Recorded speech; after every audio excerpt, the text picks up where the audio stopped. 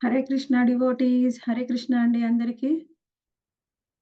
నిత్యం భగవద్గీతకి అందరికీ స్వాగతము.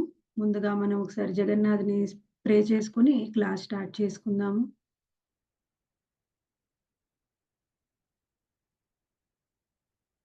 జై జగన్నాథ్ బల్దేవ్ సుభద్రా మాయి సుదర్శన్ की जय। वामन देव की, परशुराम भगवान की, राधा माधव की, नरसिम्हा भगवान की, गौर निताई की, శ్రీల ప్రభుపాదుల వారికి జై।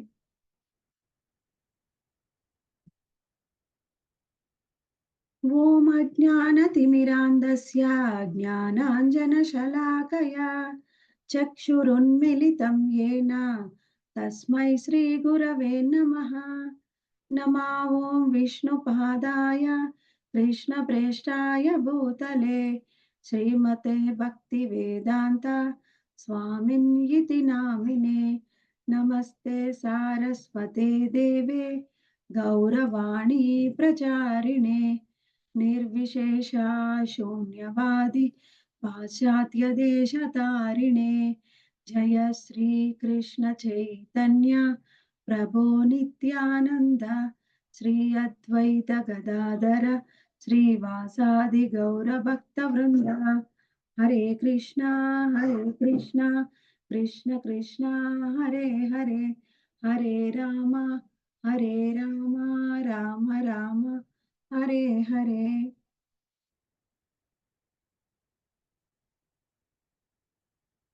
అధ్యాయం 13 ప్రకృతి, పురుషుడు మరియు చైతన్యము। ఈరోజు మనం 16 మరియు 17 శ్లోకాలను చర్చించుకుందాం। బహిరంతశ్చ భూతానాం అచరం చరమేవ చ సూక్ష్మత్వాత్ తదవిజ్ఞేయం దూరస్థం చాంతికే తత్। పరమాత్ముడు స్థావర జంగములైన సర్వజీవుల అంతర్బాహ్యములలో నిలిచియుండును। సూక్ష్మత్వ కారణంగా అతడు భౌతిక ఇంద్రియముల శక్తిచే చూచుట గాని తెలుసుకొనుటకు గాని అతీతుడై ఉన్నాడు। అత్యంత దూరమునందున్నను అతడు సర్వులకు సమీపముగానే ఉండును।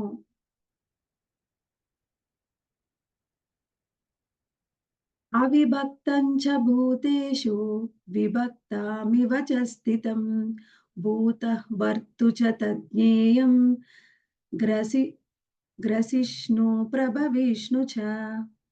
పరమాత్ముడు సర్వజీవుల యందు విభజింపబడినట్లు కనిపించినను అతడెన్నడును విభజింపబడక ఏకైకుడుగా నిలిచియుండును। అతడు సర్వజీవులను పోషించువాడైనను సర్వులను కబళించునది మరియు వృద్ధి నొందించునది అతడే అని అవగాహన చేసుకొనవలెను।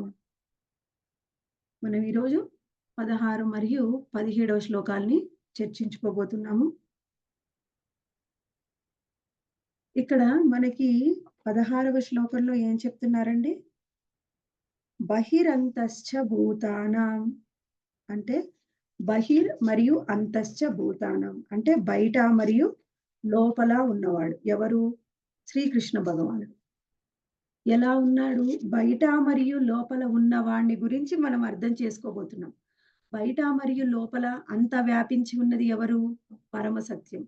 ఆ పరమ సత్యాన్ని మనం ఏ విధంగా అర్థం చేసుకోవాలి అంటే, ఇప్పుడు పరమ సత్యము అనేది మనం అర్థం చేసుకోవడానికి శ్రీమద్ భాగవతంలో ఒక శ్లోకాన్ని ఇచ్చారు।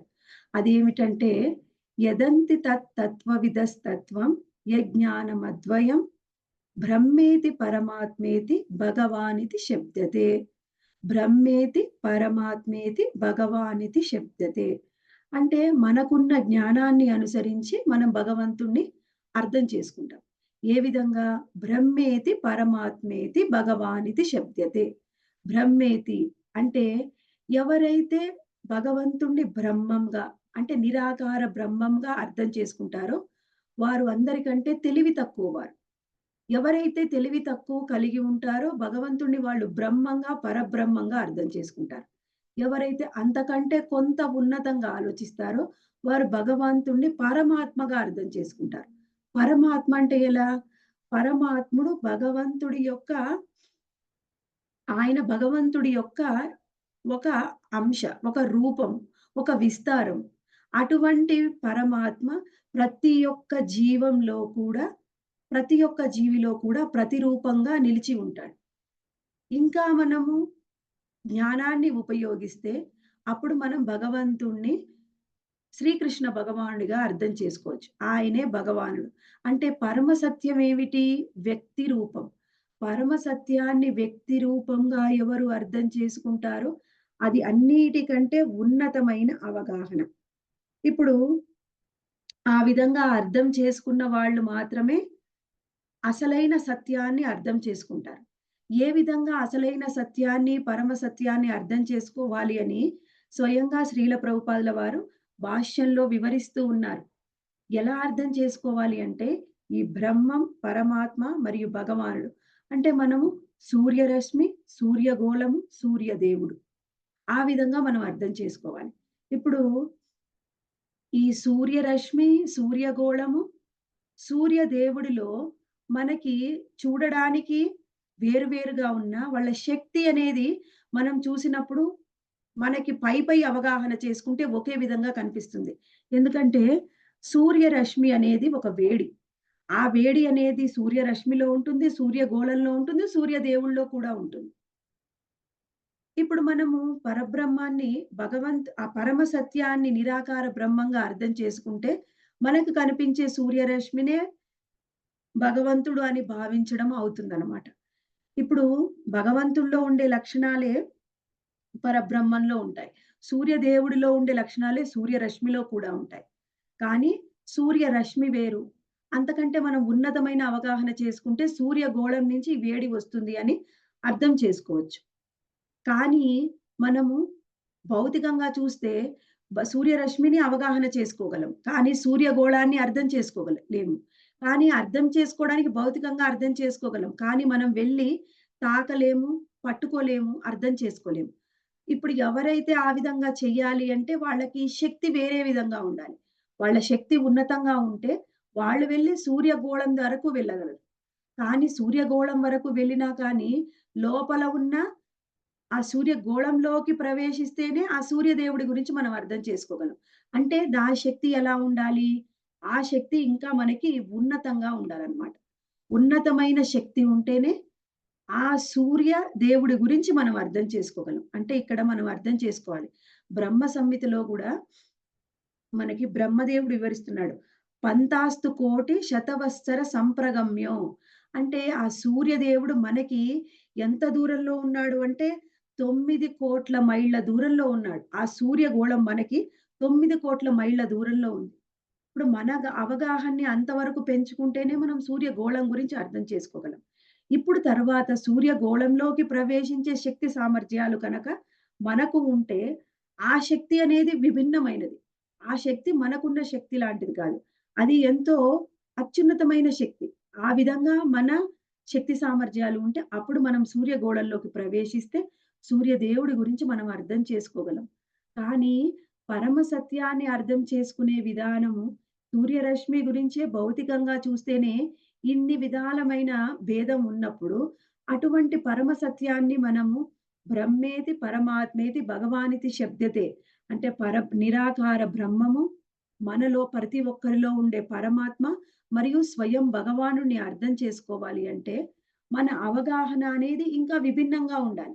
ఇప్పుడు మనకి నిరాకార బ్రహ్మం దివ్య వెలుగు ఉందని తెలుసు. మనందరిలో పరమాత్మ రూపంలో భగవంతుడు ఉన్నాడు అని తెలుసు. కానీ అటువంటి భగవంతుడే ఈ విధంగా ఉన్నప్పుడు, ఆ భగవంతుడిని అర్థం చేసుకోవాలి అంటే, ఆ భగవంతుడు ఎక్కడ ఉన్నాడు? గోలోక వృందావనంలో ఉన్నాడు. ఆ గోలోక బృందావనంలో ఉన్న భగవంతుడిని మనం అర్థం చేసుకోవాలి అంటే, ఏ విధంగా అర్థం చేసుకోవాలి? ఇప్పుడు మనకి బ్రహ్మ సంహితలో వివరిస్తూ ఉన్నారు స్వయంగా బ్రహ్మదేవుడు. ఏమంటున్నాడంటే, "యచ్చక్షురేష సవిత సకల గ్రహాణం."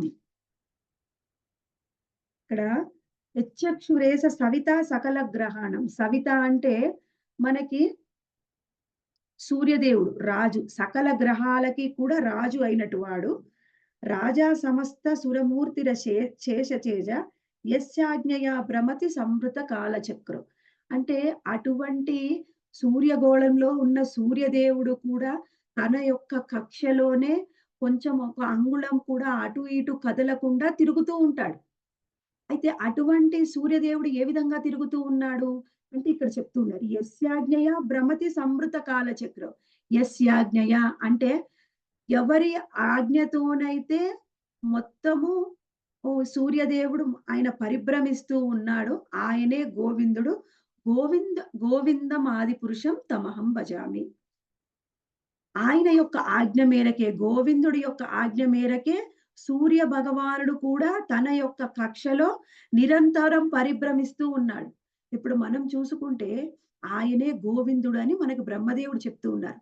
ఇప్పుడు మనము ఈ లోకంలో ఎన్నో చూస్తూ ఉంటాం. అవన్నీ ఏవి కూడా తనంతట అవి జరగడం లేదు. కానీ ఇప్పుడు మనం ఏం చూస్తున్నాము అంటే కొత్తగా కంప్యూటర్‌ని చూస్తున్నాం అన్నమాట. ఆ కంప్యూటర్ ఏ విధంగా ఉంటుంది? అన్ని కంప్యూటరే చేస్తుంది అని మనం అర్థం చేసుకుంటూ ఉంటాం. కానీ ఇప్పుడు ఈ మధ్య కొత్తగా ఏఐ అని ఆర్టిఫిషియల్ ఇంటెలిజెన్స్ అని వచ్చింది. అంటే ఈ ఆర్టిఫిషియల్ ఇంటెలిజెన్సు అది ఎంత తెలివితేటలున్నా మనమంతట మనం ఒక మానవుడు ప్రయత్నం చెయ్యకుండా, ఏ విధమైన ఇన్‌స్ట్రక్షన్స్ కంప్యూటర్‌కి ఇవ్వకుండా అదంతటా అదే ఏమి మనకి ఏ ఒక్క పనిని కూడా చేసి పెట్టదనమాట. అంటే ఏమిటి? ఎంత గొప్పదైన కంప్యూటర్ మన దగ్గర ఉన్నప్పటికీ, అది తన పని అది చెయ్యాలి అంటే, దాన్ని ఆపరేట్ చేసే వాళ్ళు ఒకళ్ళుండాలి. దాన్నే ఏమంటారు? మీట నొక్కడం అంటారు. అంటే ఏదైనా బటన్ ప్రెస్ చేసేవాడుంటేనే అది పని చేస్తుంది. ఆ ప్రెస్ చేసేది ఎవరు? అంటే ఆయనే భగవంతుడు. ఆయనే శ్రీకృష్ణ భగవానుడు. ఆయనేం చెప్పాడు? మనకి అనేక సార్లు శ్రీకృష్ణ భగవానుడు మనకి వివరిస్తూ ఉంటాడు. ఏ విధంగా ఈ సృష్టి కదులుతుంది, ఏ విధంగా నడుస్తుంది అంటే, మయ్యాధ్యక్షేన ప్రకృతి సూయతేన చరాచరం. అంటే నా అధ్యక్షతనే ఈ ప్రకృతి అంతా కూడా నడుస్తూ ఉంది అని మనము అర్థం చేసుకోవాలి. ఆయనే చెప్తూ ఉన్నాడు. నా అధ్యక్షతనే ఈ ప్రకృతి అంతా నడుస్తూ ఉంది అని. ఇప్పుడు అటువంటి భగవంతుడిని మనం అర్థం చేసుకోవాలి అంటే, మనము ఏం చేయాలండి? మనము ఇది అర్థం చేసుకోవడానికి కొంత తాత్వికమైన అవగాహన అవసరం. అందుకని భగవంతుడిని అర్థం చేసుకోవాలి అంటే మనకి జ్ఞానం అనేది అవసరం. జ్ఞానం లేకుండా భగవంతుడిని మనం అర్థం చేసుకోలేం.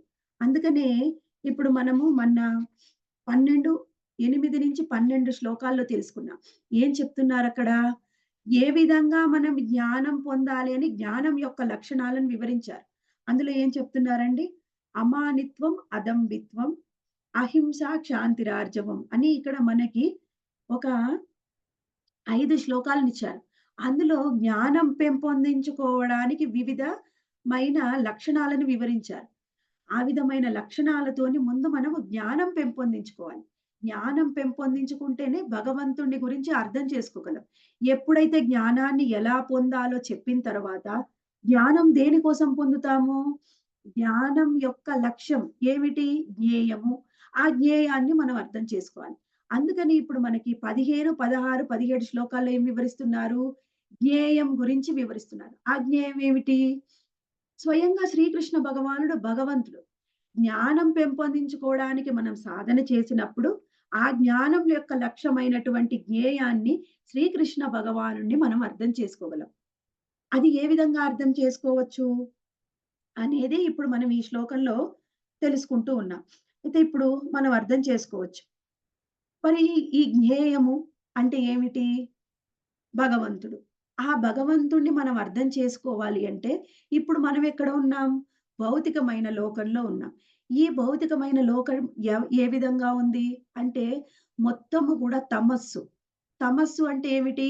అజ్ఞానము మరియు అంధకారము. ఈ మొత్తం భౌతికమైన లోకం కూడా తమస్సులో కూడుకొని ఉంటుంది. అంటే మనం అజ్ఞానం మరియు అంధకారంలో ఉన్నాం. ఇప్పుడు మనం ఏం తెలుసుకున్నాము? జ్ఞానం ఏ విధంగా పెంపొందించుకోవాలో తెలుసుకున్నాం. తెలుసుకున్న తరువాత మనం ఇక్కడ ఉన్న అజ్ఞానాన్ని, అంధకారాన్ని పోగొట్టుకుంటేనే అటువంటి పరమ సత్యమైన భగవంతుడిని గురించి అర్థం చేసుకోగలం. లేకపోతే మనకి అంత శక్తి సామర్థ్యాలు లేవు. మరి అటువంటి భగవంతుడు ఎక్కడ ఉంటాడంట? ఇక్కడ చెప్తున్నారు శ్లోకంలో ఏమంటున్నారంటే, బహిరంతశ్చ భూతానాం భగవంతుడు ఎక్కడ ఉంటాడంట? 16 శ్లోకంలో మనకి వివరిస్తున్నాడు. బహిరంతశ్చ అంటే బయట ఉంటాడు మరియు లోపల ఉంటాడు. మరి బయట, లోపల ఉన్నటువంటి భగవంతుడిని మనం అర్థం చేసుకోవాలి. ఆయన పరమ సత్యం అయినప్పుడు మరి ఎలా అర్థం చేసుకోవాలి? అర్థం చేసుకోవాలి అని అనుకున్నా కానీ, మనకు అంత శక్తి సామర్థ్యాలు లేవనమాట. ఎందుకంటే బయట మరియు లోపల ఉంటాడాయన. అటువంటి భగవంతుడి యొక్క బాహ్య శక్తి ఇప్పుడు మనం ఉండే ఈ భౌతికమైన లోకం. ఇటువంటి బాహ్య శక్తిలో మనము ఉన్నాం. మనము కూడా విభిన్న శక్తి. అయితే ఇటువంటి విభిన్న శక్తిలో ఉన్నటువంటి మనము, మన శరీరము అనేది ఎలా తయారు చేయబడి ఉంది? మన శరీరం అనేది పూర్తిగా మనకి భగవద్గీతలో ఒక శ్లోకంలో వివరిస్తారు. ఏమిటది? భూమిరాపో నలో వాయుః కమ్మనో బుద్ధిరేవచ. అహంకార ఇతీయమ్మే భిన్నా ప్రకృతిరష్టద. అంటే భూమి, రాపో, నలో వాయుః అందులో వివరిస్తున్నారనమాట. ఇప్పుడు ఈ శరీరం ఏ విధంగా తయారు చేయబడింది అంటే 5 స్థూల తత్వాలు. ఏమిటవి? 5 స్థూల తత్వాలు. అవి అంటే పంచభూతాలు. ఏమిటవి? భూమి, అగ్ని, వాయువు, నీరు మరియు ఆకాశం. ఈ 5 స్థూల తత్వాలతోని మనకి ఈ శరీరం తయారు చేయబడింది. అంతేకాకుండా 3 సూక్ష్మ తత్వాలు కూడా ఉన్నాయి. అవేమిటి? మనసు, బుద్ధి మరియు ఆత్మ. ఈ 8 మనము ఈ 8 తత్వాలతోని మనము తయారు చేయబడి ఉన్నాం. అందులో 5 స్థూల తత్వాలు, 3 సూక్ష్మ తత్వాలు.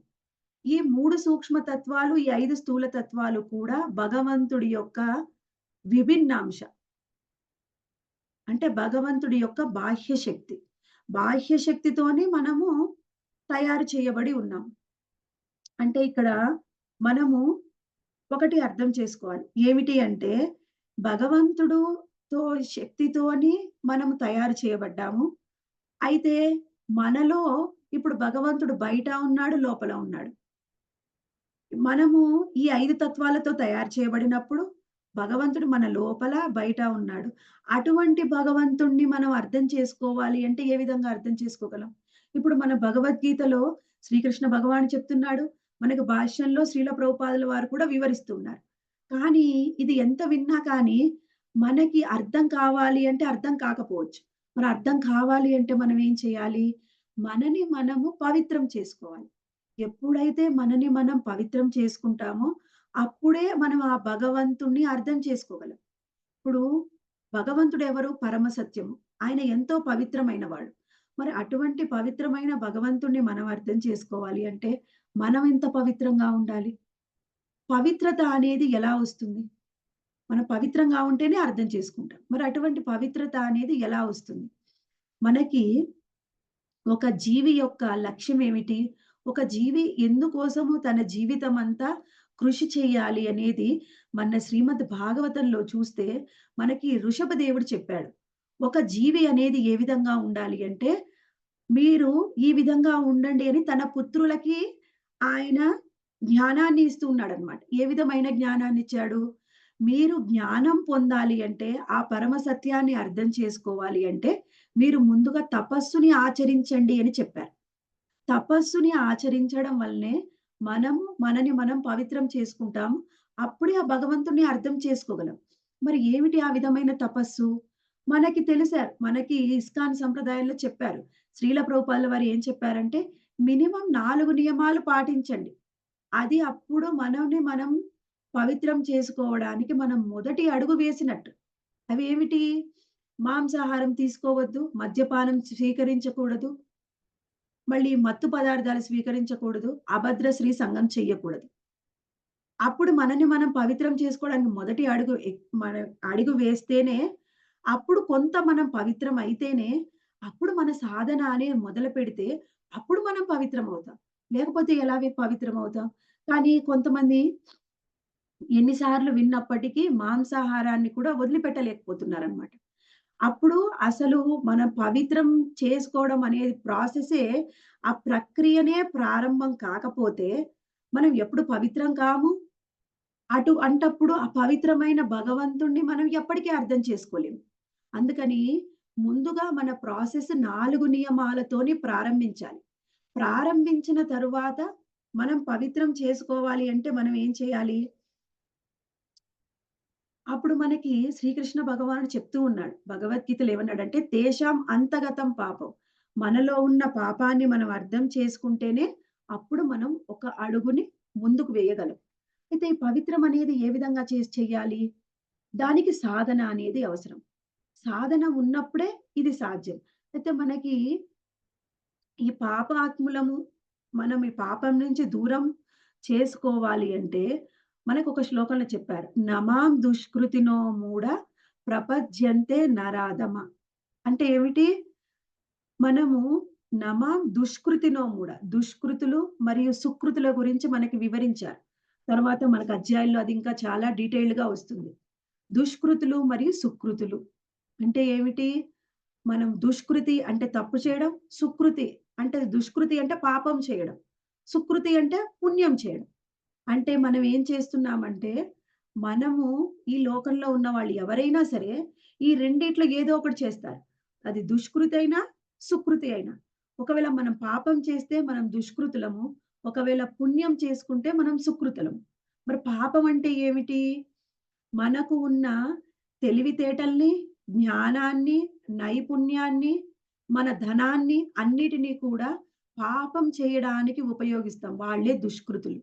ఏమిటి మనకున్న తెలివితేటలు, జ్ఞానము, నైపుణ్యము అంటే మనకి అందంగా అందరిని మాట్లాడి బుట్టలో వేసుకుంటే తప్పు చేసి ఈ తప్పు చేయాలనే భావన వస్తుంది. అందరూ కూడా స్త్రీలని వాళ్ళ వైపు తిప్పుకోవాలనుకుంటారు. ఇంకొందరు వాళ్ళకున్న తెలివితేటలతోని ఎక్కువగా ధనాన్ని సంపాదిస్తారు. ఆ ధనాన్ని సంపాదించి మరి వాళ్ళ తెలివితేటల్ని ఉపయోగించి ఏం చేస్తారు? పాపం చేస్తారు. ఏమిటి? ఈ 4 నియమాలని కూడా ఉల్లంఘిస్తారు.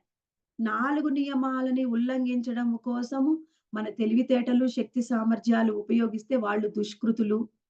ఒకవేళ ఎవరైతే వాళ్ళ తెలివితేటల్ని, ధనాన్ని, సామర్థ్యాన్ని కృష్ణ చైతన్యంలో ఉపయోగించి వాళ్ళేం చేస్తారు అంటే, వాళ్ళకున్న ధనాన్ని, కృష్ణ భక్తిని, కృష్ణ చైతన్యాన్ని వృద్ధి చేయడానికి ఉపయోగిస్తారు.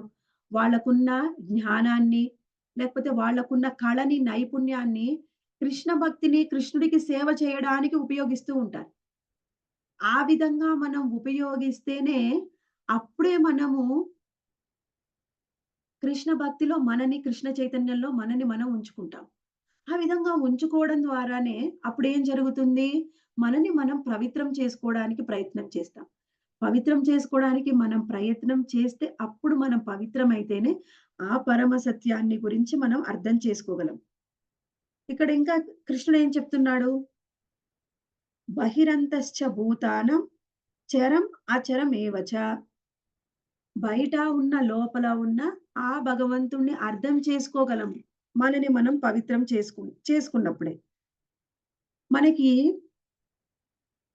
మనకి ఆచార్యులు వివరిస్తూ ఉన్నారనమాట. ఏమంటున్నారు అంటే, ఇప్పుడు మనకు ఉన్న తెలివితేటలనైనా, శక్తి సామర్థ్యాలైనా, ఏదైనా సరే మనము మనం ఇప్పుడు శాస్త్రాధ్యయనం చేస్తున్నాము, క్లాసెస్ వింటున్నాము, జపం చేస్తున్నాము.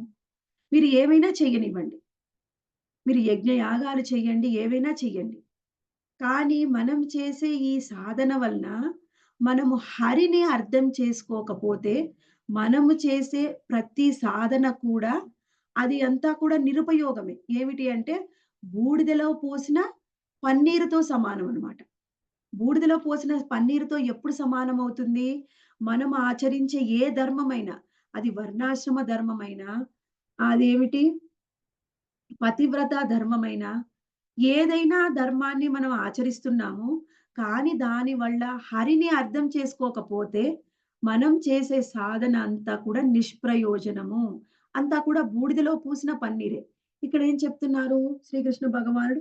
అంతర్బహిర్ అవస్థితం. అంటే బయట ఉన్నాను, లోపల ఉన్నానంటున్నాడు. ఎవరు ఆయన? ఆయనే శ్రీకృష్ణ భగవానుడు. ఆయన్ని మనం ఆ విధంగా అర్థం చేసుకోకపోతే, మనము చేసే సాధన అంతా కూడా నిష్ప్రయోజనం. అందుకనే ఏం చెప్తున్నారంటే, విశ్వక్సేన కథలో ఎవరైతే విశ్వక్సేన కథాసూయ, విశ్వక్సేన కథలో మనని మనము ఉంచుకోకపోతే, విశ్వక్సేనుడు ఎవరు అంటే శ్రీకృష్ణ భగవానుడికి ఇంకొక పేరు. ఎప్పుడైతే మనం ఆయన్ని అర్థం చేసుకుంటామో, మనము చేసే ఏ సాధన వలనైనా లాభం ఉంటుంది. లేకపోతే మిగిలిందంతా కూడా నిష్ప్రయోజనము అనేది మనము అర్థం చేసుకోవాలి. అయితే ఇప్పుడు మనము ఎంతో సాధన చేయడానికి మనం ప్రయత్నం చేస్తున్నాం. అయితే మనకి ఎంత సమయం ఉంది? మనం సాధన చేయడానికి ప్రయత్నం చేస్తున్నాము. ఇప్పుడు సాధన మొదలుపెడతామండి. మేము చిన్నగా ఎంతో కాలం చేసుకుంటాము అంటే, ఈ కలియుగంలో మనకి అంత సమయం లేదు. కలియుగం యొక్క లక్షణాలేమిటి? శ్రీమద్ భాగవతం మొదటి స్కందంలోనే మనకి వివరించారు. ప్రాయేణ అల్పాయుషః అంటే ఈ కలియుగంలో ఎవరైనా సరే వాళ్ళకి అల్ప ఆయుష్షు ఉంటుంది. మళ్ళీ మంద సుమందమతయో వాళ్ళు ఎంతో మందబుద్ధులయ్యి ఉంటారు. వాళ్ళకి దురదృష్టవంతులయ్యి ఉంటారు. మళ్ళీ ఇంకా ఏం చెప్పారంటే మందభాగ్య. వాళ్ళని వాళ్ళు మోసం చేసుకుంటారు. మళ్ళీ ఎదుటి వాళ్ళ వల్ల కూడా వాళ్ళు అంటే వాళ్ళని వాళ్ళు మోసం చేసుకుంటామంటే వాళ్ళు భ్రమలో ఉంటారు. మళ్ళీ ఎదుటి వాళ్ళ చేత కూడా వాళ్ళు మోసగింపబడుతూ ఉంటారు. అది కలియుగ జీవుల యొక్క లక్షణం. అటువంటి లక్షణాలు కలిగి ఉన్న మనము ఎప్పుడైతే ఇన్ని అవలక్షణాలు ఉన్నాయి కలియుగంలో. మరి మనం ఏం చేస్తున్నాము? ఈ జన్మలోనే అంతర్బహిర్ అవస్థితమైన హరిని అర్థం చేసుకోవడానికి మనం ప్రయత్నం చేస్తూ ఉన్నాం. మరి ప్రయత్నం చేస్తూ ఉంటే, మరి ఈ కలియుగంలో ఇన్ని అవలక్షణాలు ఉన్నప్పుడు, మనం ఎలా హరిని అర్థం చేసుకోగలము? అంటే మనకి శ్రీకృష్ణ భగవానుడు మనకి వివరిస్తున్నారు. ఏమిటి? ఈ కలియుగంలో ఎన్ని దోషాలు ఉన్నప్పటికీ, మనకు ఉన్న ఒకే ఒక్క మంచి లక్షణం ఏమిటండి? కలియుగంలో మనం ఏమి చెయ్యకపోయినప్పటికీ, హరినామాన్ని ఉచ్చరించడం వలన, ఈ కలియుగమైన అన్ని దోషాల నుంచి బయటపడి, మనం సులభంగా హరిని చేరుకోవచ్చు. అదేమిటి? హరేర్నామ హరేర్నామైవ కేవలం. అంటే ఎప్పుడైతే మనం హరిని నిరంతరము స్మరించుకుంటామో, ఏ విధంగా? ఏ విధంగా స్మరించుకోవాలి అంటే, ఏ విధమైన కష్టమైన విధి విధానాలు చెప్పట్లేదు. కేవలం ఆయన నామాన్ని మనం స్మరించుకోవడం వల్లనే ఆ నామం ఏమిటి?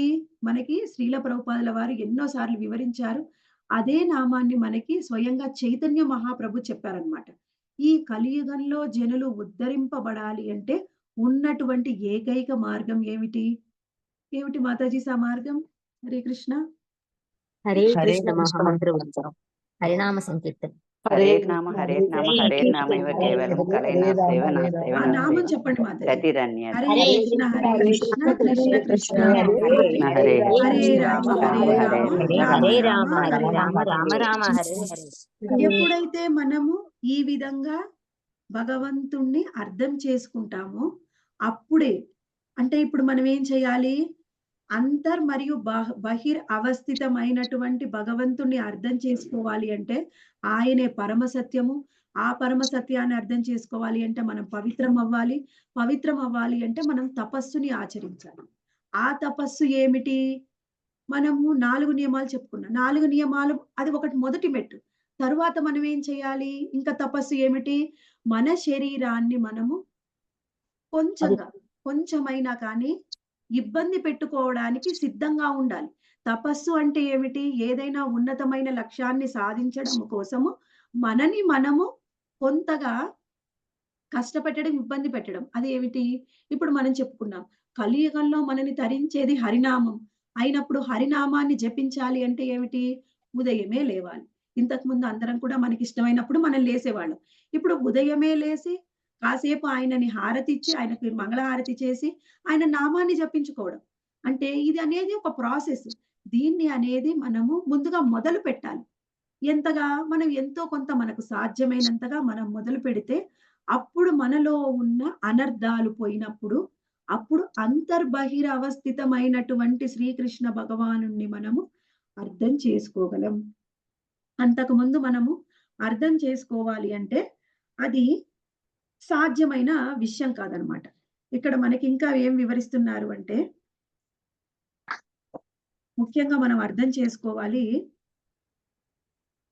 అటువంటి భగవంతుడు ఏ విధంగా ఉన్నాడంట ఇక్కడ మనకు చెప్తున్నారు. అచరం మరియు చరం. అంటే ఆయన అచరం మరియు చరం. అచరము అంటే కదలవని, చరం అంటే కదిలేవి. ఏమిటి? ఈ భూమి మీద మొత్తం 84 లక్షల జీవరాశులు ఉన్నారు. ఆయన ఈ మొత్తం జీవరాశుల్లో ఏ ఒక్క జీవిలో అయినా ఉండవచ్చు. ప్రతి ఒక్క జీవిలో కూడా పరమాత్మ రూపంలో భగవంతుడు ఉంటాడు. ఈ పరమాత్మ రూపంలో ఉండే భగవంతుణ్ణి ఆయన ఎంతో సూక్ష్మంగా ఉంటాడు. ఎంతో సూక్ష్మంగా ఉన్న పరమాత్మని మనం అర్థం చేసుకోవాలి అంటే అతి కష్టమైన విషయం. అయితే ఇప్పుడు మనం ఒకటి అర్థం చేసుకోవాలి. ఇప్పుడు ఈ 84,00,000 జీవరాశుల్లో మనం ఏ విధంగా జన్మిస్తాం? దాన్ని బట్టే మనం ఈ సూక్ష్మాతి సూక్ష్మమైన భగవంతుణ్ణి అర్థం చేసుకోగలమా? అర్థం చేసుకుంటామా? లేదా అనేది అర్థమవుతుంది. ఇప్పుడు మనకి ఏ జీవి శరీరమైనా ఏ విధంగా లభిస్తుంది? చివరి సమయంలో మన యొక్క చైతన్యం ఏ విధంగా ఉంటుంది? మన ఆలోచన విధానం ఏ విధంగా ఉంటుంది? దాన్ని బట్టి మనం భగవంతుడిని అర్థం చేసుకుంటాం. అయితే మనం అనుకోవచ్చు. ఇప్పుడు ఒక్కొక్కళ్ళు ఒక్కొక్క విధంగా ఉంటారు. ఇప్పుడు ఇందాక చెప్పుకున్నా. నమాం దుష్కృతినో మూఢ. దుష్కృతులు మరియు సుకృతులు. ఆ దుష్కృతులు, సుకృతులు వాళ్ళు చేసే యొక్క పనులని బట్టి వాళ్ళ చైతన్యం అనేది ఉంటుంది. ఆ చైతన్యాన్ని బట్టే మనం వచ్చే జన్మలో మన జన్మ అనేది నిర్ణయించబడి ఉంటుంది. ఆ జన్మ మనం తీసుకున్న దాన్ని బట్టే ఈ భగవంతుణ్ణి మనం అర్థం చేసుకోవడం అనేది ఆధారపడి ఉంటుంది. ఇప్పుడు ఎక్కువగా శ్రీల ప్రభుపాదుల వారు చెప్తూ ఉంటారు.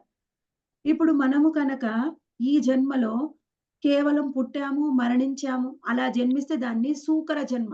పిల్లి మరియు కుక్కల్లాగా జన్మించడం మరియు మరణించడం. ఆ విధంగా ఎవరైతే చేస్తారో వాళ్ళు భగవంతుడిని ఎప్పటికీ అర్థం చేసుకోలేరు. అలా అనుకోవచ్చు మనం. ఎందుకు అర్థం చేసుకోలేమండి? మనం చెప్తే అర్థం చేసుకుంటారు. మనం అనుకోవచ్చు.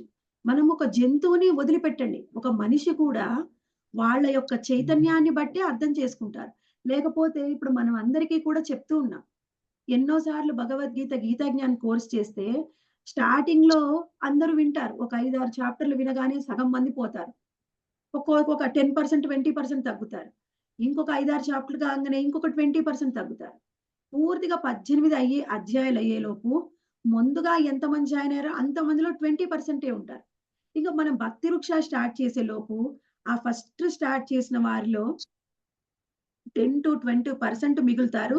చివరికి భక్తి వృక్ష అయిపోయే లోపుల ఎంతమంది మనం ఫస్ట్ ఉన్న వాటిలలో ఒక 5% మాత్రం మిగులుతారు. అంటే ఏమిటి? మనం చెప్పడానికి ప్రయత్నం చేసినా అందరూ అర్థం చేసుకోలేకపోతున్నారు. కారణం ఏమిటి? వాళ్ళ చైతన్యం. వాళ్ళ చైతన్యం అంతగా అభివృద్ధి చెంది ఉండలేదు. అందుకే వాళ్ళకి అర్థం కాలేదు. మనకి ప్రభుపాల వారు ఏం చెప్తూ ఉంటారంటే పదే పదే ఒక పందికి తీసుకుపోయి మనము హల్వా పెడితే తింటుందా? దానికి మలమే కావాలి. ఇప్పుడు మనం కూడా అలానే ఉన్నాం. ఈ భౌతికమైన లోకంలో మనం ఎలా ఉన్నామంటే, మన చైతన్యాన్ని బట్టే. మీరు ప్రసాదం పెడతాను తినండి అంటే అందరికి రుచించదు. బయట హోటల్‌లోకి వెళ్లి మాంసాహారం తింటేనే నచ్చుతుంది వాళ్ళకి. లేకపోతే ఎంతో రుచికరమైన వంటలు శాకాహారమైనా సరే స్విగ్గీలో ఆర్డర్ చేసుకొని తింటూ ఉంటారు. కానీ వాళ్ళకి ప్రసాదం విలువ తెలియదు. కారణం వాళ్ళ చైతన్యం అభివృద్ధి చెందలేదు. ఎవరి చైతన్యం అభివృద్ధి చెందుతుందో వాళ్ళే బయట మరియు లోపల ఉన్న భగవంతుడిని అర్థం చేసుకుంటారు. చైతన్యం అభివృద్ధి చెందితే ఏమవుతుంది? వాళ్ళు పవిత్రం చేయబడతారు. పవిత్రం చేయబడితే ఆ పరమ సత్యాన్ని అర్థం చేసుకుంటారు. మన లోపల, మన బయట ఉన్నాడు. అచరం మరియు చరం ప్రతి ఒక్క జీవిలో కూడా ఉన్నాడు. ఆ భగవంతుడిని మనం అర్థం చేసుకోవాలి అంటే ఏం చేయాలి మనము? మనకి మనకి ఆ కళ్ళు ఉండాలి. ఆయనెలా ఉన్నాడు? ఇక్కడ ఏం చెప్తున్నాడు? సూక్ష సూక్ష్మాత్వాత్త సవిజ్ఞేయం.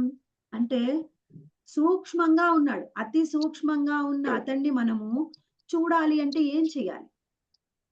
మనకి బ్రహ్మ సంహితలో బ్రహ్మదేవుడు వివరిస్తున్నాడు. ఏమంటున్నాడండి? ప్రేమాంజనశ్చురిత భక్తి విలోచనేన సంతః సదైవ హృదయేషు విలోకయంతి. యశ్యామ సుందర మచింత్య గుణస్వరూపం గోవిందమాది పురుషం తమహం భజామి. అంటే మన చైతన్యము ఎప్పుడైతే అంతర్బహిరవస్థితంగా ఉన్నటువంటి భగవంతుణ్ణి, ఆ పరమ సత్యాన్ని ప్రేమ అనే కన్నులతోని చూసే కళ్ళు మనకి వస్తే అప్పుడు మనము ఆయన్ని చూడగలం. లేకపోతే ఎలా చూస్తాం? ఆయన ఎంతో సూక్ష్మాతి సూక్ష్మమైన వాడు. ఆయన అనుకుంటేనే మనకు అర్థమవుతాడు. ఆయన అనుకోకపోతే ఎప్పటికీ మనకి ఆయన అర్థం కాడు. మనకందుకనే భగవద్గీతలో మనము అర్థం చేసుకుంటాం. ఏ విధంగా అంటే, భగవంతుణ్ణి అర్థం చేసుకోవాలి అంటే ఆయనెవరు? వేదైశ్చ సర్వైర్ అహమేవ వేద్యో. వేదాంతకృత్ వేద విదేహ చాహం. అంటే వేద వేదాల యొక్క అన్నిటి సారము భగవంతుడే. శ్రీకృష్ణ భగవానుడే. కానీ అటువంటి భగవంతుణ్ణి మనం అర్థం చేసుకోవాలి అంటే మనకి ప్రేమాంజనం అనే కళ్ళు ఉండాలి. ప్రేమ అనే కాటుకని కలిగిన కళ్ళు ఉంటేనే ఆయన అర్థమవుతాడు. వేదాల అన్నిటి సారమైనటువంటి శ్రీకృష్ణ భగవానుని అర్థం చేసుకోవాలి అంటే మనంతట మనం అర్థం చేసుకోలేం. ఎప్పుడైతే మనకి భక్తుల యొక్క కృప ఉండాలి. భక్తుల యొక్క కృప ఉంటేనే మనం భగవంతుడిని అర్థం చేసుకోగలం. భక్తుల కృప లేకుండా ఆయన్ని ఎలా అర్థం చేసుకుంటాం? అది ఎప్పటికీ సాధ్యం కాదు. భక్తుల కృప ఉన్నప్పుడు మనకి ప్రేమ అనే అంజనం ఉన్నటువంటి కళ్ళు వస్తాయి. ఆ కళ్ళతోని భగవంతుణ్ణి చూడగలం. అప్పుడే మనం ఆయన్ని అర్థం చేసుకోగలం. ఆ తర్వాత ఈ శ్లోకంలో ఏం చెప్తున్నారండి ఇంకా? దూరస్థం శాంతికేతత్. అటువంటి భగవంతుడంట ఎంతో దూరంగా ఉన్నాడు. ఆయన్ని అంత దూరంగా ఉన్నటువంటి అతన్ని మనం ఎలా చూడగలం? ఎలా అర్థం చేసుకోగలం? ఇప్పుడు మనమైతే శుద్ధ భక్తుల యొక్క సాంగత్యంలో మనం శ్రీల ప్రభుపాదులు మరియు మన గురుదేవులు మరి ఎంతో సీనియర్ భక్తులు ఉన్నారు. వాళ్ళ యొక్క సాంగత్యంలోకి వెళ్ళినప్పుడు ఆ భగవంతుణ్ణి మనం అర్థం చేసుకుంటాం. ఎప్పుడైతే భగవంతుణ్ణి అర్థం చేసుకుంటామో అసలు ఆయన ఎక్కడ ఉన్నాడు? గోలోక బృందావనంలో ఉన్నాడు. ఆ గోలోక బృందావనం ఏమన్నా మన పక్కన ఉందా? ఎంతో దూరంలో ఉంది. సూర్యమండలమే 9,00,00,000 మైళ్ళ దూరంలో ఉన్నప్పుడు మరి గోలోకధామం ఇంకెంత దూరం ఉంది? ఎంతో దూరంలో ఉంది. మరి ఆయన అంత దూరంలో ఉన్నప్పుడు మనం ఎలా అర్థం చేసుకుంటాం? ఎలా ఆయనకు మనం సేవ చేస్తాం? ఎప్పుడైతే మనము గురువుల యొక్క కృపతో, భక్తుల యొక్క కృపతో భగవంతుడిని అర్థం చేసుకుంటామో అప్పుడేం చెప్పాడు? భగవంతుడు చెప్తూ ఉన్నాడన్నమాట. ఎవరైతే ఎవరైతే భగవంతుణ్ణి ఎంతో దూరంలో ఉన్నటువంటి భగవంతుణ్ణి అర్థం చేసుకోవాలి అంటే ఒకటే ఒక్క మార్గం. అది భక్తుల యొక్క సాంగత్యం. అర్థం చేసుకుంటే భగవంతుడు ఎక్కడ ఉంటాడంట? ఎంతో దూరంలో ఉన్నవాడు మన దగ్గరికి వస్తాడు. అప్పుడు దగ్గరికి వచ్చి ఏం చేస్తాడు? మనకి విగ్రహ రూపంలో మన నుంచి సేవల్ని అందుకుంటాడు. సేవల్ని అందుకుంటేనే మనం ఆయనకి సేవ చేయగలం. సేవ చేస్తేనే కదా ఆ దూరంలో ఉన్న భగవంతుడు మనకి దగ్గరయ్యి మన సేవల్ని అందుకుంటాడు.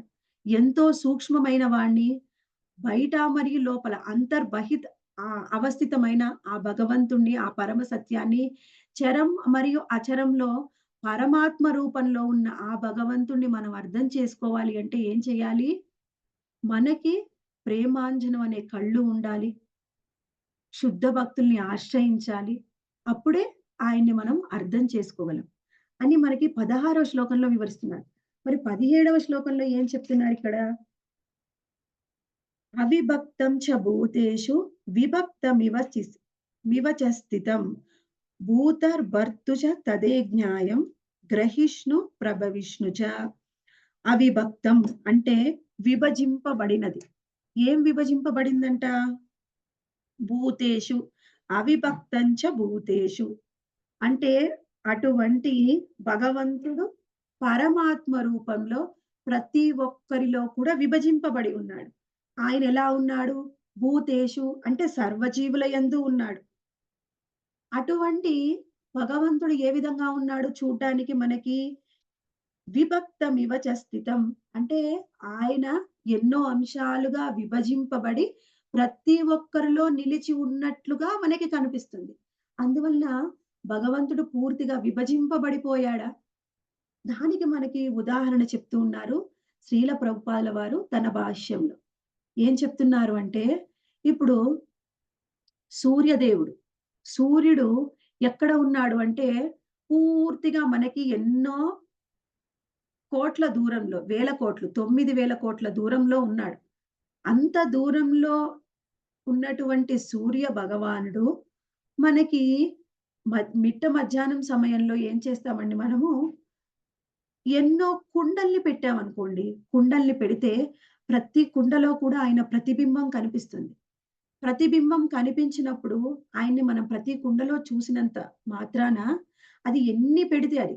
మీరు వేలు పెట్టినా వేలల్లో ఉంటాడు. 1,00,000 కుండలు పెట్టినా అన్నిట్లో కనిపిస్తాడు. కోటి పెట్టినా అన్నిట్లో కనిపిస్తాడు. అలా అని సూర్యుడు మరేమన్నా విభజింపబడిపోయాడా?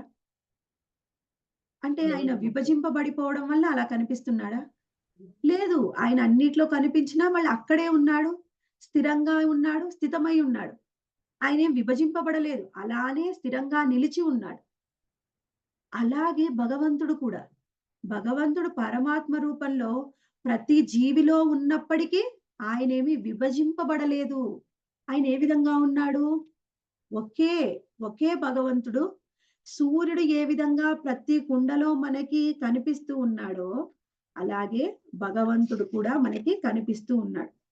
అది మనం అర్థం చేసుకోవాలి. అంతే తప్పించి ఆ భగవంతుడిని మనకు అర్థం చేసుకోలేక ఆయన విభజింపబడిపోయాడు అని కొంతమంది మాయావాదులు మనకి వివరిస్తూ ఉంటారనమాట.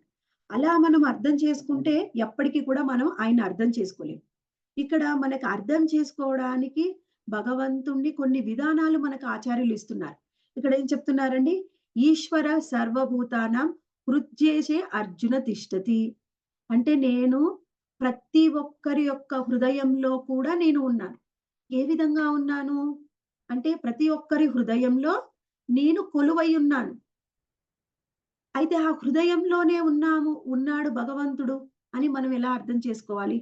ఇప్పుడు సైంటిస్ట్‌లు అర్థం చేసుకున్నారు. ఏమిటి అంటే, ఎప్పుడైతే హృదయము, గుండె అనేది పని చేస్తుందో అప్పటి వరకు ఆ జీవుడు బతికి ఉంటాడు. ఈ గుండె కొట్టుకోవడం ఆగిపోయిందనుకోండి, ఆయన మరణిస్తాడు. అంటే సైన్స్ ఏం అర్థం చేసుకుందంటే, ప్రతి జీవి కూడా నిలిచి ఉండడానికి కారణము వాళ్ళ హృదయము పదిలంగా ఉన్నంత వరకు, హృదయం కొట్టుకున్నంత వరకే. హృదయం కనుక కొట్టుకోవడం ఆగిపోతే ఆ జీవి మరణిస్తాడు. అయితే ఆ హృదయంలో ఏముంది? మనకి చెప్పాడు భగవంతుడు. బాలాగ్ర శత భాగస్య. అంటే ఒక వెంట్రుక యొక్క కొన యొక్క 10 ఒక వెంట్రుక యొక్క కొనని 100 భాగాలు చేసి మళ్ళీ ప్రతి ఒక్క భాగాన్ని కూడా మళ్ళీ 100 భాగాలు చేస్తే దాన్ని ఏమంటారు అంటే ఒక వెంట్రుక యొక్క కొనలో 10,000వ వంతు రూపంలో భగవంతుడు హృద్దేశే అర్జున తిష్టతి మన యొక్క హృదయంలో కొలువై ఉంటాడు. అటువంటి భగవంతుణ్ణి మనము అర్థం చేసుకోవాలి అంటే మనం భౌతికంగా మనం ఆయన్ని అర్థం చేసుకోలేం. ఏ విధంగా అర్థం చేసుకోగలం? మన లోపల ఆత్మ రూపంలో భగవంతుడు అంశ రూపంలో ఉన్నాడు. ఆయన ఉన్నంత వరకే మనకి చైతన్యం ఉంటుంది. ఆయన ఉన్నంత వరకే మనం ఏదైనా పని చేస్తాం. ఆయన ఎప్పుడైతే ఆ చైతన్యము బయటికి పోతుందో, ఆత్మ బయటికి పోతుందో, అప్పుడు మనము పూర్తిగా జీవచ్ఛవం అయిపోతాం. మరణిస్తాం. అంటే ఈ హృదయంలో ఎవరెవరు ఉన్నారు? అంటే ఆత్మ మరియు పరమాత్మ కూడా ఉన్నారు. ఆత్మ మరియు పరమాత్మ మన హృదయ స్థానంలో ఉండి మనని నడిపిస్తూ ఉన్నారు. ఎప్పుడైతే ఆయన హృదయ స్థానంలోంచి బయటికి వెళ్తాడో అప్పుడు మరణిస్తాం. అయితే హృదయ స్థానంలో ఉండి ఆత్మ ఏం చేస్తుందో పరమాత్మ చూస్తూ ఉంటాడు. అదే మనం చెప్తూ ఉంటాం గదా! ఒక పక్షి 2 పక్షులు ఉన్నాయి ఒక కొమ్మ మీద. ఒక పక్షి ఏం చేస్తుందో ఇంకొక పక్షి సాక్షిభూతంగా చూస్తూ ఉంటుంది. మరి ఒక పక్షి ఏం చేస్తుంది అంటే తన చుట్టూ ఉన్న సూక్ష్మ శరీరం అంటే మనసు, బుద్ధి, అహంకారం యొక్క ప్రమేయంతోని ఎన్నో రకాల భౌతికమైన కోరికలు మనకు వస్తాయి. వాటన్నిటిని తీర్చుకోవడం కోసం ఈ ఆత్మ ఎంతో ప్రయత్నం చేస్తూ ఉంటుంది. పాకులాడుతూ ఉంటుంది శరీర సహాయంతోని. అది మొత్తము కూడా పరమాత్మ గమనిస్తూ ఉంటాడు. ఆయనే పరమాత్మని ఏమంటారు? అనుమంత మరియు ఉపద్రష్ట. అనుమంత అంటే అనుమతిచ్చేవాడు. ఉపద్రష్ట అంటే సాక్షిభూతంగా ఉండి చూస్తూ ఉంటాడు. ఈ సాక్షిభూతంగా ఉండి చూసే భగవంతుడే మనకి ఏం చేస్తాడు అంటే, మన యొక్క నెక్స్ట్ జన్మకి సాక్షిభూతంగా ఉంటాడు. సాక్ష్యం చెప్తాడు. ఇప్పుడు మనం కూడా చూడండి భౌతికంగా కోర్ట్‌కి వెళ్ళామనుకోండి, ఏమన్నా తప్పు చేస్తే మనము ఒకసారి ఎవరు మన మీద ఒక ఆరోపణ వచ్చింది. మనం తప్పు చేశామని. అప్పుడేం చేయాలి? మనకి జడ్జి గారు శిక్ష విధించాలి. శిక్ష విధించాలి ఏం చేయాలంటే, మనము సాక్ష్యం చూపించాలి. సాక్ష్యం చూస్తేనే ఆయన శిక్ష వేస్తాడు. సాక్ష్యం చూపిస్తేనే విడిచిపెడతాడు తప్పు చేయలేదని. సాక్ష్యం లేకపోతే శిక్ష వేయడు, విడిచిపెట్టడు. అలానే కొన్ని రోజులు జైల్లో ఉంచుతారు. పూర్తిగా మనం సాక్ష్యం చూపించడంలో విఫలమైతే అప్పుడు ఆయన్ని విడిచిపెడతారు. అంటే ఏమిటి? మనం భౌతికంగా ఒక జడ్జి గారు మనకి శిక్ష వెయ్యాలి అంటే కూడా మనము సాక్ష్యాన్ని చూపించాలి. అలాగే మనము చేసే ఆత్మ చేసే ప్రతి ఒక్క పని శరీర సహాయంతో, సూక్ష్మ శరీరము మరియు స్థూల శరీర సహాయంతో ఆత్మ చేసే ప్రతి పనికి కూడా పరమాత్మ సాక్ష్యంగా ఉంటాడు. సాక్ష్యాన్ని ఇస్తాడు. చెప్తాడు ఈ ప్రకృతికి. ఇగో ఈ జీవి ఈ విధంగా ప్రవర్తించాడు. అందుకే ఆయనకి ఆ విధమైన శరీరాన్నివ్వు. ఆ శరీరాన్ని పట్టి మనము ఆ శరీరంలో ఏం చేస్తూ ఉంటాం? అనేక ఇబ్బందుల్ని, కష్టాల్ని పడుతూ ఉంటాం. దానికి తగ్గట్టు మనకి శరీరం వస్తుంది. అందుకనే కొన్నిసార్లు చూడండి, మనకి ఎన్ని కష్టాలొస్తాయంటే కొందరికి ఎంత మనం ప్రయత్నం చేసినా గాని వాటి నుంచి బయటపడలేం. ఒకవేళ మనం భక్తి జీవితంలోకి వచ్చినట్లయితే వాటిని తట్టుకునే శక్తినిస్తాడు భగవంతుడు. కొన్నిసార్లు నామమాత్రంగా అనుభవించేలా చేస్తాడు. కొన్నిసార్లు ఒకవేళ ఇంక పూర్తిగా శుద్ధ భక్తి స్థితికి రాకపోతే, వాళ్ళు ఎన్ని ఇబ్బందులు పడుతూ ఉంటారంటే, ఏం చేసినా వాటి నుంచి బయటపడలేరు. అంటే ఏమిటి? మనం చేసిన తప్పులైనా సరే, పుణ్యమైన పాపం యొక్క ఫలితాన్ని భగవంతుడు ముందే నిర్ణయించి ఉంచాడు. అది పూర్తిగా అనుభవించే వరకు మనము ఆ విధంగా తాపత్రయపడుతూనే ఉంటాం. భయపడుతూనే ఉంటాం వాటి నుంచి బయటకు పడడానికి. ఆ విధంగా ఒక జీవి పడే కష్టానికి, నష్టానికి బాధ్యుడు ఎవరు అంటే ఆ జీవియే. ఆ జీవిని ఆ కష్టాల నుంచి, నష్టాల నుంచి బయటపడడానికి మనం ఎంత ప్రయత్నం చేసినా బయట పడేయలేము. కొన్ని సార్లు మనం చూస్తూ ఉంటాం. మనం ఏం చేస్తూ ఉంటామంటే, మనకెప్పుడైనా ఆరోగ్యం బాలేదు. ఆరోగ్యం బాలేనప్పుడు ఏం జరుగుతుంది అంటే, మన కళ్ళ ముందు అన్నీ ఉంటాయి. మన చుట్టుపక్కల ఉన్న వాళ్ళందరూ ఉంటారు. అందరూ అన్నీ హాయిగా స్వీకరిస్తూ ఉంటారు. వాళ్ళ ఆకలి తీర్చుకుంటారు. మనకు ఒక్కొక్కసారి ఎటువంటి పరిస్థితి వస్తుందంటే, మనకు బాగా ఆకలేస్తుంది. అన్నీ మన కళ్ళ ముందు ఉంటాయి. కానీ ఏమీ తినలేని పరిస్థితి. అది ఏమిటి అంటే, మన అదృష్టం, మన విధి ఆ విధంగా ఉంది. మనం పూర్తిగా మన ఆరోగ్యాన్ని సరిచేసుకునే వరకు మనం తినలేము. కొన్నిసార్లు కొంతమందైతే కొన్ని ఆహార పదార్థాల్ని జీవితాంతం స్వీకరించలేరు. అది తింటే వాళ్ళకి పడదు. వాళ్ళకేదో అనారోగ్య సమస్య వస్తుంది. అంటే ఏమిటి? మన విధి, మన అదృష్టం ఆ విధంగా నిర్ణయించబడి ఉంది. దాన్ని బట్టే మన ఆలోచన.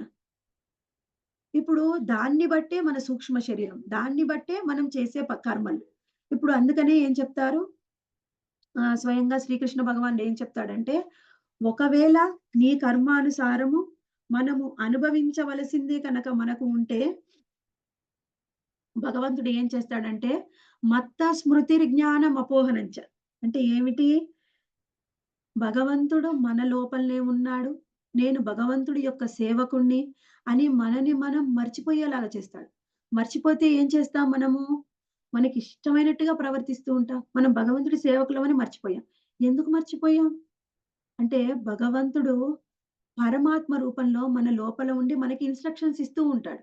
ఏమిటి? నాకు ఎక్కువగా అనుభవించాలి అని ఉంది. భోగించాలని ఉంది. సరే ఆయనేం చేస్తాడు? నీ లోపల ఉన్న పరమాత్మ నువ్వు భగవంతుడి యొక్క సేవకుడని మరుపు కలిగేలాగా చేస్తాడు. కలిగితే ఏం చేస్తాం మనం అంటే, ఇప్పుడు మరుపు లేదనుకోండి, మనం సరిగ్గా మన పాత్ర మనం చేయలేము. ఇప్పుడు మనం ఒక నాటకంలో ఉన్నాము. ఆ నాటకాన్ని మనం ప్రదర్శిస్తున్నాం. నేను ఆ నాటకంలో పూర్తిగా తాదాప్యం చెందాలి. అంటే ఏమిటి? నేనొక క్యారెక్టర్ వేస్తే ఆ క్యారెక్టరే నేను అనుకోవాలి. అప్పుడు మంచిగా నాటకం చేస్తాం. ఆ క్యారెక్టరే నేను అనకపోతే వాళ్ళంత బాగా వాళ్ళ పాత్రని పండించలేరు. ఇప్పుడు భగవంతుడు నేను అంటే ఈ భగవంతుడి యొక్క సేవకుడిని, నేను ఆత్మని. ఆ! నేను ఆయన దగ్గరికి వెళ్ళడానికి ఈ జన్మ నాకు వచ్చిందనేది మర్చిపోయామనుకోండి, హాయిగా మనం ఏం చేస్తాం? మనకున్న డబ్బుతోని, శక్తితోని, సామర్థ్యాలతోని నేనింకా భోగించాలి అని ప్రయత్నం చేస్తూ ఉంటాం. అప్పుడేం జరుగుతుంది? నేను భోగించాలి అని ప్రయత్నం చేస్తూ ఉంటే భోగిస్తూ ఉంటాం. భగవంతుడు చెప్తాడు. ఏం చెప్పాడు భగవద్గీతలో? ఇంకొకటి ఆయన చెప్పాడన్నమాట. నన్నే ఆశ్రయించు. సర్వస్వ శరణాగతి నాకే పొందు. అప్పుడే నీవు ఉన్నతి అనేది చెందగలవు. అప్పుడు మనకి భగవంతుడు ఈ జ్ఞానం కూడా ఇచ్చాడు. భగవద్గీత 10వ అధ్యాయంలో చతుశ్లోకి భగవద్గీతలో చెప్పాడు. ఏం చెప్పాడు? దదామి బుద్ధి యోగంతం.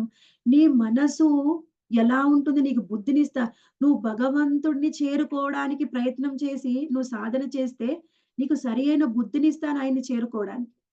ఒకవేళ నువ్వు భౌతికంగా భోగించాలి అంటే, నీకు ఆ బుద్ధిని కూడా ఇస్తాను. మత్త స్మృతి జ్ఞానం అపోహనంచ.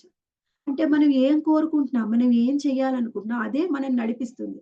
మనం ఏం కోరుకోవాలి? ఏం చేస్తున్నాం? అదే మన సూక్ష్మ శరీరం నిర్ణయిస్తుంది. మన బుద్ధి, మన జ్ఞానం, మన బుద్ధి, మన మనస్సు మరియు మన అహంకారం. అది ఎందుకు నిర్ణయించబడుతుంది అంటే, ఇంతకు ముందు జన్మలో మనం చేసిన కర్మల్ని బట్టి.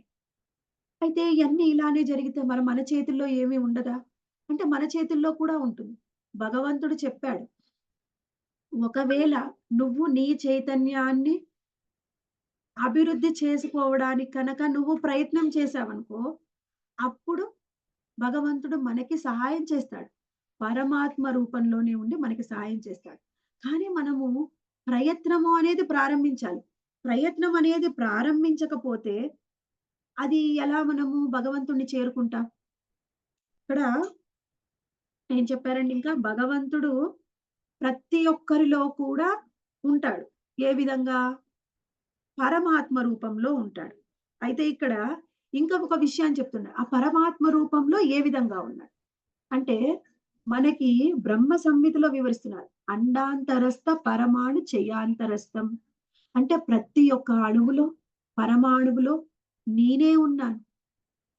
ప్రతి ఒక్క పరమాణువులోని ఆయనే ఉన్నప్పుడు, ఇప్పుడు మనం భౌతికంగా అర్థం చేసుకోవాలి అంటే, ఏదైనా నా దగ్గర ఒక మామిడి పండు ఉందనుకోండి. మామిడి పండుని తీసి నేనేం చేశాను? ముక్కలు ముక్కలుగా కట్ చేసి అందరికి తలా కొంచెం ఇచ్చాను. అప్పుడేం జరుగుతుంది? నా దగ్గర మామిడి పండు అయిపోతుంది. ఇంకేం మిగలదు. అంటే భగవంతుడు కూడా పరమాత్మ రూపంలో ప్రతి ఒక్కళ్ళ హృదయంలో ఉన్నంత మాత్రాన ఇంకా ఆయన నశించిపోతాడా? పూర్తిగా ఆయన కనిపించకుండా పోతాడా? అలా పోడు. ఇప్పుడు భౌతికమైనది ఏదైనా సరే, ఒకటి మనం అందరికీ విభజిస్తే దానికనేది అస్తిత్వం లేకుండా పోతుంది. కానీ భగవంతుడు స్వయం భగవానుడు. అందుకనే మనకి భగవంతుడి గురించి మనకి ఉపదేశామృతం కాదండి. ఆ ఉపనిషత్తులో చెప్తారు. ఈశోవాస్య ఇదం జగత్. ఆ ఉపనిషత్తులో ఏం చెప్తారు అంటే, పూర్ణస్య పూర్ణమాదాయ పూర్ణమేవావశ్యతే. అంటే ఆయన పూర్ణుడు. ఎంత పూర్ణుడంటే, ఆయనకి ఏమైనా కలిపినా ఆయన పూర్ణమే. ఆయన నుంచి ఏమైనా తీసేసినా పూర్ణమే. ఆయన్ని ఎన్ని విధాలుగా విభజించినా ఆయన పూర్ణమే. ఆయన పూర్ణుడు ఎప్పుడు? ఆ పూర్ణుడు ఎప్పుడు కూడా పూర్ణంగానే ఉంటాడు. ఆయన ఏ విధంగా కూడా తగ్గిపోడు. ఆయన భగవంతుడు మనము భౌతికమైన ఒక వస్తువులాగా మనం ఉపయోగించుకోవడం వల్ల తగ్గిపోయాడు, నశించిపోయాడు. అది మాయావాద సిద్ధాంతం. ఎప్పటికీ కూడా భగవంతుడు పరిపూర్ణుడే. అటువంటి భగవంతుడు అనేది మనకి ఆయన శక్తిని అర్థం చేసుకుంటేనే మనం ఆయన్ని గురించి మనము అర్థం చేసుకోగలం. లేకపోతే ఆయన్ని మనం అర్థం చేసుకోలేం. ఇక్కడ ఏం చెప్తున్నారండి? సర్వజీవులని పోషించేవాడును, సర్వులను కబళించినది మరియు వృద్ధునొందించినది కూడా అతడే అని మనం అవగాహన చేసుకోవాలి. అంటే భగవంతుడి యొక్క అచింత్య శక్తిని మనం అర్థం చేసుకోవాలి. మనకి ఆచార్యులు వివరిస్తూ ఉంటారు. ఏమంటే, భగవంతుడి యొక్క శక్తి ఎంత అచింత్యమైనది అనేది తెలుసుకుంటేనే మనం ఆ భగవంతుడిని అర్థం చేసుకుంటాం. భగవంతుడు ఎంత పూర్ణుడు అనేది తెలుసుకుంటేనే ఆ భగవంతుడిని అర్థం చేసుకోగలం. కానీ ఆయన ఎంత పూర్ణుడో అర్థం చేసుకోపోతే, ఆయన అచింత్య శక్తి తెలియకపోతే మనం ఏమనుకుంటామంటే, భౌతికమైన వాదుల్లాగా మనం ఆయన నుంచి కొంచెం తీసుకున్నాము. భౌతికమైన ఒక వస్తువులాగా ఆయన విభజింపబడిపోయాడు అనేది భావిస్తూ ఉంటాం. భగవంతుడు పరిపూర్ణుడు. ఆయన ఎప్పుడు కూడా విభజింపబడడు. ఎప్పుడు కూడా పూర్ణంగా ఉంటాడు. అటువంటి భగవంతుడు అందరినీ సృష్టించేది, లయం చేసేది, పోషించేది, వృద్ధి చేసేది అన్నీ కూడా ఆయనే అని మనం భగవంతుడిని ఆ విధంగా అర్థం చేసుకోవాలి. ఆ విధంగా ఉన్నటువంటి భగవంతుడు ఎప్పుడు కూడా నిత్యంగా ఉంటాడు. నిత్యో నిత్యానాం చేతనశ్చేతనానాం. ఆయన ఎప్పుడు నిత్యంగా ఉంటాడు. ఆయన తరిగిపోడు. అటువంటి భగవంతుణ్ణి మనము ఏ విధంగా అర్థం చేసుకోవాలి అంటే, ప్రతి ఒక్కళ్ళని సృష్టించేది, పోషించేది ఆయనే అయినప్పుడు, ఈ సృష్టిలో ప్రతి ఒక్కళ్ళకి కూడా ఆహారాన్ని ఇచ్చేది భగవంతుడే. మనమేమనుకుంటున్నామంటే, మన కుటుంబ సభ్యుల్ని మనమే పోషిస్తున్నాము. ఆ! నాకున్న శక్తి సామర్థ్యాలు నేను ఒక ఊరిని దత్తతగా తీసుకొని నేనే పోషిస్తున్నాను. మనకున్న శక్తి సామర్థ్యం కొంతమంది ఇంకా డబ్బులెక్కువుంటే, వీళ్ళందరికీ ఆరోగ్యం కోసం నేనెంతో ధనాన్ని ఇచ్చాను. నేనే పోషిస్తున్నాను అనుకుంటారు. కానీ ప్రతి ఒక్కళ్ళని పోషించేది భగవంతుడే. ఇప్పుడు మనము ఈ సృష్టిలో ఎన్నో జీవులున్నాయి. ప్రతి ఒక్క జీవిని మనం పోషిస్తున్నామా? చాలా మంది చెప్తూ ఉంటారనమాట. కొంతమంది కుక్కలకి ఆహారాన్ని ఇస్తూ ఉంటారు. కుక్కకి ఆహారం ఇవ్వడం తప్పు కాదు. ఒకవేళ ఈ కుక్కకి నేను ఆహారం ఇవ్వకపోతే ఆ కుక్క ఎలా బ్రతుకుతుంది అనుకోవడం తప్పు. ఎవరికైనా ఆహారం ఆకలిగా ఉన్నోళ్ళకి ఆహారం పెట్టమంటే అది తప్పు కాదు. ఇప్పుడు మన ఇస్కాన్ కూడా ఏం చేస్తుందంటే ప్రభుపాద వారు చెప్పారు. ప్రతి ఒక్కళ్ళకి మన ఇస్కాన్ మందిరం ఎక్కడ ఉంటుందో 10 కిలోమీటర్ల రేడియస్‌లో ఎవరు కూడా ఆకలితో ఉండకూడదు అని. అలా అని మనం ఆహారం పెట్టవచ్చు. మనకి చేతనైనంతలో ఎవరికైనా ఆహారం కావాలంటే పెట్టవచ్చు. ప్రసాద రూపంలో. కానీ నేను ఆహారం ఇవ్వకపోతే వీళ్ళందరికీ ఆహారం ఎలా వస్తుంది అని భావించి వాళ్ళందరికీ సేవ చేయడము మన జీవిత లక్ష్యంగా మార్చుకోకూడదు. ఎవరికి ఎప్పుడు ఏమివ్వాలో ఆయనకి తెలుసు. ఒకవేళ ఇవ్వకపోయినా కానీ భగవంతుడికి తెలుసు ఆయనకి ఎప్పుడేం చేయాలో. మన చేతనైనంత మన కళ్ళ ముందుల కనిపిస్తే చెయ్యాలి తప్ప, మనము అందరికి ఆహారం ఇవ్వడము, ప్రజా సేవనే లక్ష్యంగా మనం బ్రతకూడదు. మన లక్ష్యం ఏ విధంగా ఉండాలి? కృష్ణ చైతన్యమే లక్ష్యం. భగవంతుడి యొక్క అచింత్య శక్తిని మనం అర్థం చేసుకుంటే, అందరిని సృష్టించేది, పోషించేది, లయించేది అన్నీ ఆయనే అయినప్పుడు, నేనేదో చేస్తున్నాను అనే భావనని మనం విడిచిపెట్టాలి. ఎవరికైతే ఈ భావన ఉందో, నేను ప్రజా సేవ చేస్తానని ఆ క్లబ్ స్థాపిస్తాను, ఈ క్లబ్ స్థాపిస్తాను కాదు. మనం కృష్ణ చైతన్యంలో ఉండాలి. కృష్ణ చైతన్యంలో మన ధనాన్ని, మన డబ్బుని, మన కళలని, మన శక్తి సామర్థ్యాలను ఉపయోగించి, మనం ఏం చేసినా కృష్ణ చైతన్యంలో చేసి, అందరినీ కృష్ణ భక్తిలోకి తీసుకురావడానికి ప్రయత్నం చేస్తే, వాళ్ళకి ఏం కావాలో అన్నీ భగవంతుడే చూసుకుంటాడు. మనమేది కొత్తగా తాపత్రయపడి మనం ఎవరిని ఉద్ధరించాల్సిన అవసరం లేదు. మనం ఏమన్నా ఉద్ధరించాల్సింది ఉంది అంటే, వాళ్ళని కృష్ణ చైతన్యంలోకి తీసుకురావడమే. అదే వాళ్ళకి ఉద్ధరించేది ఇప్పుడు ఎప్పుడైతే కృష్ణ చైతన్యంలోకొస్తామో, మన చైతన్యాన్ని మనం అభివృద్ధి చేసుకుంటాం. మన చైతన్యము చాలా తక్కువ స్థాయిలో ఉంటే, మనమేమిటి ఒక జంతువులాగా మనం ప్రవర్తిస్తాం. ఒక పిల్లిలాగా, కుక్కలాగా పుడతాము, మరణిస్తాము. మన చైతన్యం కనుక ఉద్ధరించబడితే, మనము శుద్ధ భక్తుల్లాగా ఉండి, మనని మనం ఉద్ధరించుకోవడానికి మనము ప్రయత్నం చేస్తాం. అందుకని కృష్ణ చైతన్యంలో మనని మనమే ఉద్ధరించుకొని, మన చైతన్యాన్ని అభివృద్ధి చేసుకొని, కృష్ణ చైతన్యంలో ఉండాలి కానీ, మనము మాయావాదుల్లాగా, లేకపోతే సంఘ సంస్కర్తల్లాగా మనం గొప్పవాళ్ళని అనుకోని ఎవరినో ఉద్ధరించడానికి మనం ప్రయత్నం చేయకూడదు. అందుకనే భగవంతుడు మనలో ఉన్నాడు పరమాత్మ రూపంలో. ఆయన్నే అర్థం చేసుకోవడానికి మనము ప్రయత్నం చేయాలి. హరే కృష్ణ మాతాజీ. అర్థమైనంతగా చెప్పడానికి ప్రయత్నం చేశానండి. ఏమైనా ప్రశ్నలు, సందేహాలు ఉంటే అడగండి మాతాజీ. హరే కృష్ణ మాతాజీ, దండవత్ ప్రణామాలు. హరే కృష్ణ మాతాజీ. రామ